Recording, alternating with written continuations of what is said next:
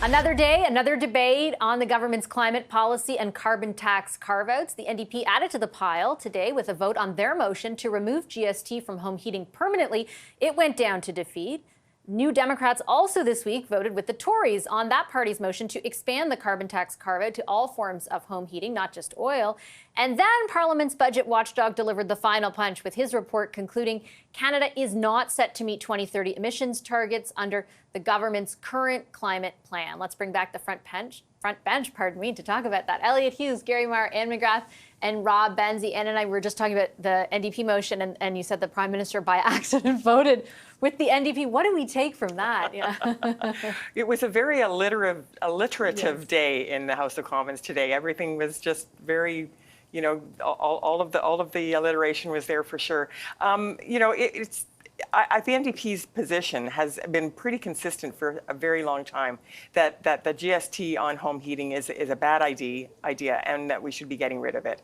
In terms of the Conservative Opposition Day motion on expanding the carve-out, quite clearly what the NDP was doing there was voting against the unfairness of the Liberal decision to do a carve-out that was really obviously specifying one region of the country. No matter what they say about it after the fact, the announcement was done with all of the Atlantic MPs. Everyone knew that it was the Atlantic MPs that were pushing on this. Everyone knew it had to do with the expansion of the acceleration of the carbon price in the Atlantic, and it was just such a climb down for them, and it was so unfair that it made sense that you couldn't vote to support such an unfair approach.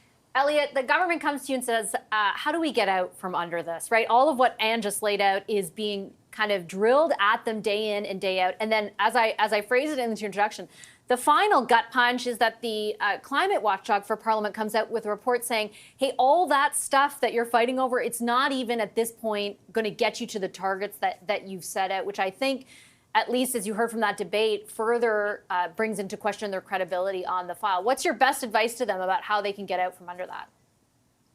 Well, I think this is going to be, the climate transition is going to be the political issue of the next couple of decades. And it's going to cause a lot of consternation, not only in Canada, but around the world to governments in power. My recommendation to them would be you have to hold tough and you have to stick to your goal, which is, we want to reduce the climate, we want to meet our climate targets, and that will be difficult.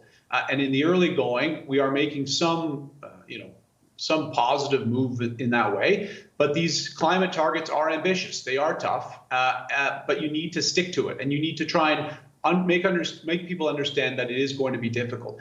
I think you also need to make sure that, to Anne's point, I think you need to be supporting those in lower income brackets in this transition. I think the government's move a couple of weeks ago or last week, I can't remember, it's been a long one for the government, was a difficult one. They might have been able to go around it in different ways where they could have helped out those in the lower income bracket a little bit more rather than the policy that they came out with. But that's in the past now. I think you need to make clear to Canadians that the climate transition is going to be super important. It's not going to be easy. It is hard, but we need to stick to it because it is a matter of life and death, and to continue to support those who need it the most.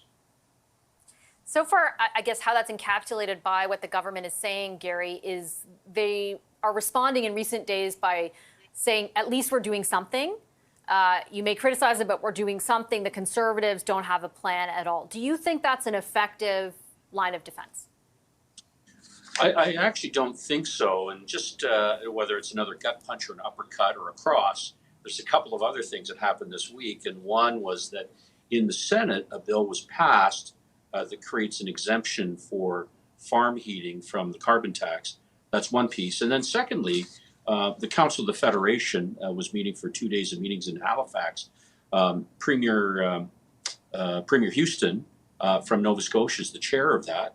And, the premiers all collectively agreed that the manner in which this has gone about is not equitable to all Canadians. And so in this sense, I guess the Prime Minister has unified Canada, at least the premiers of Canada, in saying that something different has to happen, that this idea of a carve-out for home heating oil in Atlantic Canada, it really should be looked at from a broader perspective of home heating across the country. This, of course, was the whole point of the conservative motion, a non-binding one, that failed earlier this week. But the premiers are all pretty unified against this, and it remains to be seen how the Prime Minister is going to be able to say, as Elliott talks about, sort of, we got to hold the line, we've got to stay the course, and it's not easy. I mean, people are looking at affordability. It is one of the top issues that Canadians think about, and all they have to do is look at their home heating bills and wonder, how will I get through the winter?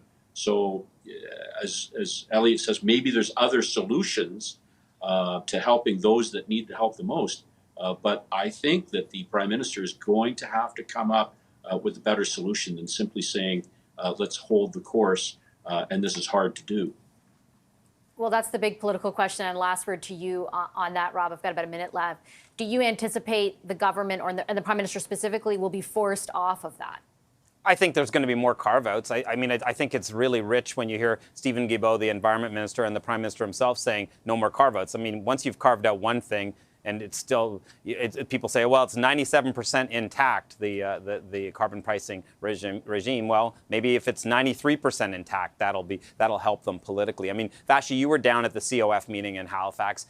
It was striking to me to see a new Democratic premier in Wabkanu in Manitoba, a Tory premier Tory premiers across the country, Doug Ford, Danielle Smith, Blaine Higgs, Scott Moe, among others, and a Liberal in Andrew Furey in Newfoundland, all kind of saying the same thing about affordability and the climate and the carbon pricing system. I think that is potentially problematic for the Liberals, and frankly, I won't be surprised if they move on it.